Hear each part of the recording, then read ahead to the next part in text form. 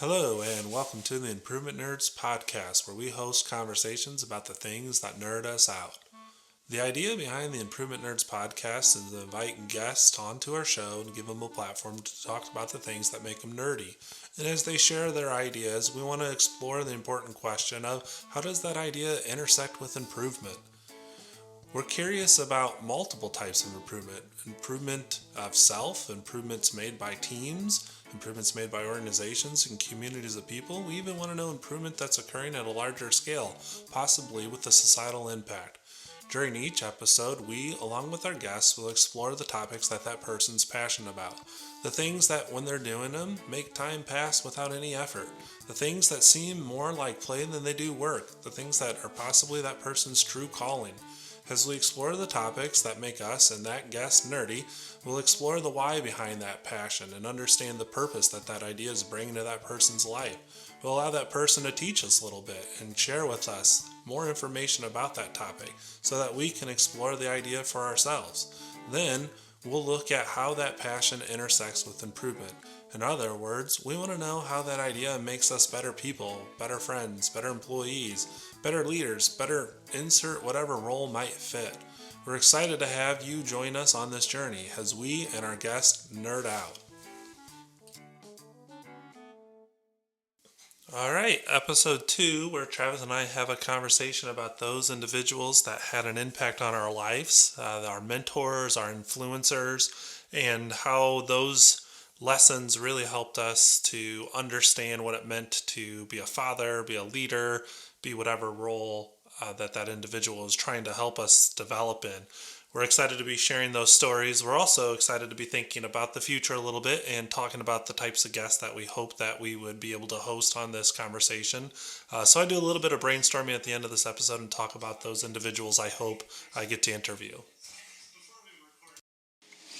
Hey, Mr. West, welcome back to the Improvement Nerds podcast. Thanks, Lozier. Before we record this, you're already warning me that there's a joke coming about a bad penny, so yeah. This is your platform. You're back early. So you're going to give me a chat? So, in the first episode, you just wanted me to kind of help you get started.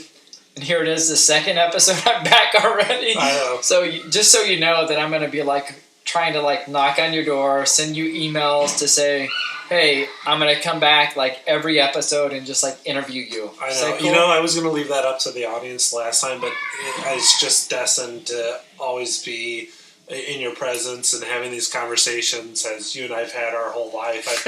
In this, as we record these, just backstory, a lot of people who don't know Travis and I, there's many that we've worked with in our career in healthcare who came to know us, but we kept it pretty low key that we've known each other for quite a while, and I've got a lot of gray hair in my beards now. But when we met when I was 18 and we were both at Indiana State, it's been a journey since then. So we've known each other for a long time, and I love these conversations with you. Yeah, perfect. Well, I'll do my best to stay on my best behavior. You should. That I'm going to have to also start being careful about how much wine I let you have before we that's podcast. True. Yeah, that's true. This is my first glass. Yeah. So, like I said in the first episode, I think that people that get to know you, Tom, they kind of love you. And I think that that's a gift that you've always had ever since I've known you in college. So why don't you, in this second episode, maybe tell a little bit about who you are to the audience so they can start to connect with you as kind of a person, right? Before we start talking about what's the future of Improvement Nerds podcasts look like. Because I think there's hundreds of improvement podcasts out there, but what I think yours is unique in is you. So what about you, Tom? So it's not easy to talk about myself because I'm introverted. Most of my career and even my education was spent around working with numbers. So while at Indiana State, I studied risk management, very data-sided study. Came out of school, eventually went back to graduate school. I studied finance, yet again another study or body of knowledge that was very data driven. You know, it's not too late to change this like podcast name to like the finance nerd or like yes, math nerd. Yeah. I mean, like I don't know. So the reason I pursued those things was, kind of where I grew up, Northwest Indiana, steel mill country, and a lot of our focus in school up there and education was around analytics and data. So there was a lot of power to numbers in my upbringing, in my family, because my dad worked in insurance, my mother was in management working within grocery stores. So, they were very number savvy themselves. So just kind of at a young age, I saw numbers as being important. That was reinforced in my schooling through grade school, high school. Of course, then I went to college and doubled down on numbers and even got a master's degree. My MBA is focused on finance. So I always found comfort in data, and it allowed me to work alone and in quiet. And that really just, kind of allowed me to keep my batteries charged. Being an introvert, I'm pretty outgoing. I can fake it pretty well and, be around people and interact with people. But after a long day of speaking publicly or getting to know individuals, I need to go and have alone time. And oftentimes after like teaching a class or speaking publicly, I'll pull up a data spreadsheet and I'll just crunch numbers. It's sad, but it's true. I felt like I should stop you because I knew where you were going. It was like a train coming down the tracks. So you could see the light, but I couldn't stop you. So, sorry.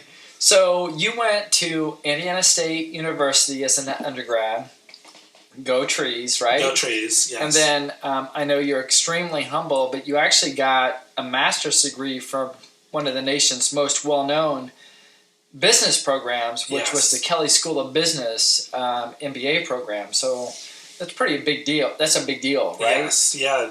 I went to school right after the financial downturn in 2009, and a lot of the financial focus was on how can you, as a student, come out of the school and make a difference in your career as a finance professor. And it was all about the future and practicing with integrity and helping organizations not just be well off in regards to their financial performance, but really make an impact on how they run their business. And that was a great time to be in school. And I think that helped me to open up my mind a little bit about my studies weren't just about the numbers, but it was really about the responsibilities that organizations have, not just to their customers, but to the people that they employ. That set a lot of things in motion for me as I moved into the workforce. Yeah, I think that's a really interesting insight. Even from ISU to IU, I think people that are in the finance industry typically think the stereotype is, I'm in this for money, and you've never been wired that way. In fact, one of your first jobs in the finance business was around the nonprofit industry. And I think, again, that's when you look back on someone's kind of professional path and what's kind of shaped them to who they've become, it's no surprise to me that you've kind of ended up wired this way, right? Yes, yeah. I'm glad you brought up that time in my life where I was working in nonprofit while going to school. I was in Treasury Services working for a fundraiser, and my goal was to be in leadership in a financial role, becoming an analyst or a CFO or working in business development. I thought that's where my career was going. But while I was doing fundraising, has individuals in the congregation, so it was a faith-based fundraiser, but as they made their contributions, those funds were routed to our offices, accounted for, and then distributed back out into the field agents to do the humanitarian relief or whatever work was necessary. And as I looked at the process that we were following to take these funds and distribute them to the field agents, I realized they were terribly inefficient. There was a lot of opportunities for improvement in the work that we were doing. So never sitting idle, always wanting to try to institute change and make things a little bit better. I went to a professor and talked a little bit about ways that they thought that I can address the opportunities I was seeing within my everyday work, and they suggested I enroll in Greenbelt class through the program. And so I followed that person's direction, and during Greenbelt, they required you to complete a couple of projects. And as I took the Greenbelt classes, I took and treated that as a invite in some ways to talk to my employer and say, hey, this is required for my MBA. I have to do these projects. Yeah. And as I did them, we changed the way that we allocated funds and how quickly we distributed funds. Instead of doing it monthly, we were doing it more frequently to get these dollars out and into the field to help those people who required aid and support. And as a result of that, we mitigated a lot of borrowing and a lot of interest on the dollars that were borrowed to be able to respond immediately simply by speeding up our cash flows. So, as I did that project, I was super excited about it. It's like I got hooked on this thing, and I was telling everyone about the project that I had done, and you were one of those people while we were out there training for the Chicago Marathon. I shared with you what I was doing with these project ideas, and you said, people do that for a career. That being a belt is a full-time position, and it's just funny how all these things seemingly don't make sense as you're doing them. It feels like you're going a little bit forward and then a little bit backwards or moving left and right, and you think you're climbing a ladder or you're achieving something that's all in alignment, but reality is it's patchwork, and it comes together in very unexpected ways. Yeah, totally. Truer words have never been spoken with that, for sure. So hopefully that gave your audience base kind of a background of who you are. And I know you're way, way more than that as a person, but why don't you spend a little bit of time and tell us a little bit about your family? Yeah, with us trying to keep these things short, I'm going to have to pick the highlights. And I could talk forever about. Keep it to like family. An hour. Let's go with an hour. Yes, an hour per kid and for my spouse. So I married my best friend. We met in college at Indiana State, similar to how you and Alyssa. After school, Carolyn and I, we moved to Indianapolis to be around family. Her sister and her dad lived here, and we moved here, and they moved away. But we just loved Indianapolis, and we made it our home. And we welcomed, shortly after moving to this area, we welcomed our firstborn, Hagen. He's now 6. He's a kindergartner, and he's just, this ball of energy. So we, had blast having only him for 2 years. 2 years later, Carolyn and I had talked. We wanted another kid. We wanted a boy and a girl. And we were planning at stopping at 2, and of course the universe had different plans for us. So we had even picked out the little girl's name. We were so sure we were having a girl. It was totally a girl. Yes, totally a girl. We were going to name her Malin. Oh, that's a great after name. My grandmother. Again, the universe had different plans. So Carol and I were blessed with twin boys, which once we found out, and they had told us, twice the blessing, like. I could have thrown up in the garbage can, because raising one was a challenge. I couldn't imagine the amount of energy it was going to take to keep up with 2 of Hagen's. But now that our twins are here and that they're 4, they're right. It was just a tremendous blessing, and those boys, they mean the world to me and to Carolyn, and they keep us young. The only reason I run nowadays is to stay fit enough to keep up with those little guys. Totally, right? Yeah, totally. Yeah, you've got a beautiful family, Tom, and anyone that knows you personally knows that firsthand. So that's nice, because a lot of people, when they meet Carolyn, they're like, "You married up." Like, I don't know how you did it, but that's a nice way to put it. Yeah, for sure. So I know you could talk for days on your family. Part of the Improvement Nerds podcast will weave in stories, I'm sure, of your family. Oh, yes. Every time I present, every class I teach, I just brag about the blessing that I have. Yeah, for sure. So let's shift gears a little bit about family to who have been your, just talk about your high-level kind of main influences in your life. And I know in the past you've talked to me about your cross-country coaches. There's been people in your life that have came in that have gave you some kind of knowledge that you've just kind of latched onto, who have those people been and what have they meant to you? Yeah, the list is pretty short. Growing up in a relatively small town, I've had a career in which I spent 9 years with one organization. So, my circle was pretty small. And being an introvert, it's not like I wanted a really big circle, anyways.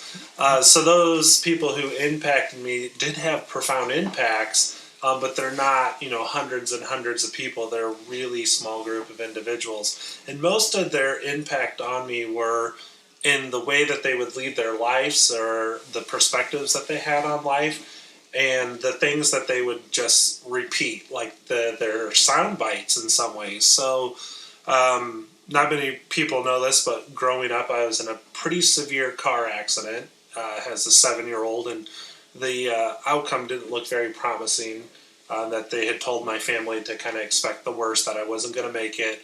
That, of course, changed, and day by day, that became more positive. But it went from he'll make a recovery, but he's not going to walk, or he's going to make a recovery, but he's going to have epilepsy his whole life. So having a life event like that, coming out of it, I was very careful in how I got involved in sports. Like, I was afraid of getting hurt, and I was very conservative. So I kind of made excuses for myself after an event like that. I didn't want harm to happen to me. I was just being, in some ways, overly protective of myself. And I came across a coach in cross country who just said, "Can't never did nothing." Yeah, I love it. And that was just this kind of like, your excuses are never going to help you become the person that you could potentially become. The only thing that's going to get you there is trust and hard work and going after it and not accepting anything but the outcome that you want for yourself. So that really helped me challenge myself, and I kind of blossomed as a runner and kind of started to think that if I can achieve these things, what else can I do? So he instilled in me that just don't use the word can't, because it's an excuse. Just try to think about what you can do. So he was the assistant coach, actually. The head coach also had a lot of great sound bites, and he knew I was wired for numbers. So he always said, you can't make a withdrawal from a bank you never put deposits in. And it wasn't just about running. He was a great person.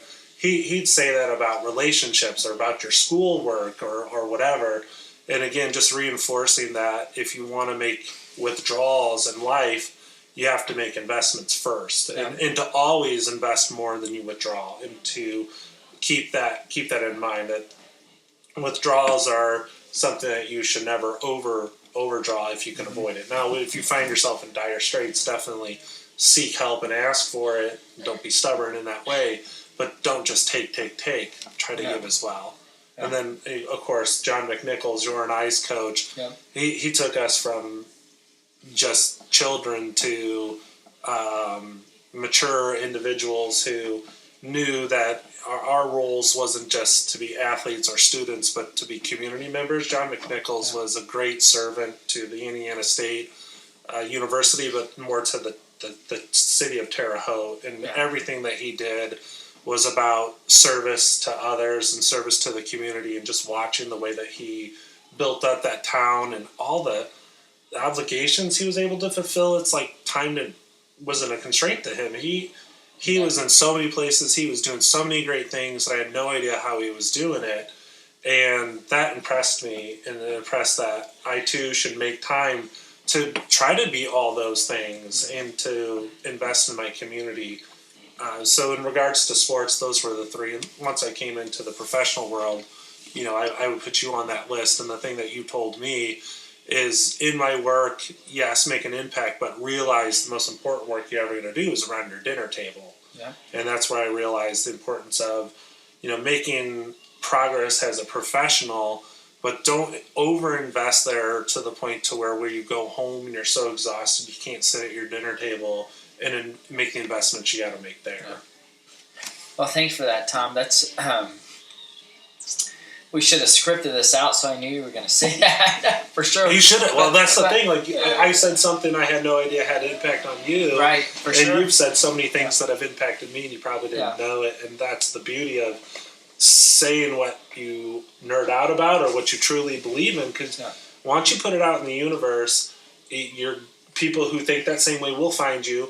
But the other people who haven't had that realization yet are gonna have some opportunities to rethink about what they place value on it. And that up to that point, I didn't see myself as a father. I hadn't even started a family yet. I was young. We were 2 years away from having Hagen. But you said that over and over and over again, and I wasn't even thinking about a family. But it just became hardwired. So when I did, I knew, hey, this is important right here. This child, these children of mine, this neighborhood I live in, this is where I can leave my mark too. Yeah, totally.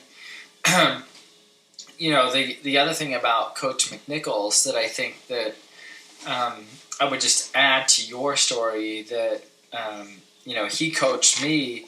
He recruited me from high school. He was the first coach that was calling, my house, and and at the Division I level, you're competing with the best of the best. And one of the things, or multiple things I liked about him was he never raised his voice. Yeah. He was never the type of coach that would just, go off the hinge. And I think that that's where I learned that kindness can go a long way. Mm-hmm. And that kindness matters. And that if you really care about your people, for Coach, it was his athletes. But for us, it's our children, it's our wives, it's our spouse, it's our communities. Insert whatever matters most to you.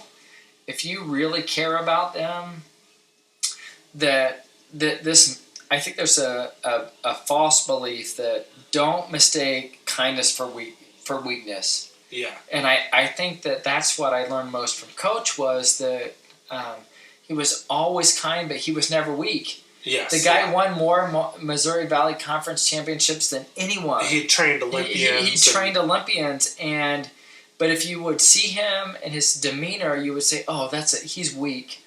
No way. No. And I think that that's what really shaped this kind of idea for me, and I know for you too, is that if you can practice kindness and really get behind people, support them in meaningful ways, that's what life's about, and that's what Coach was about, right? Yeah, exactly. He had this calmness in situations that were very stressful, in students who would make poor choices and whatnot.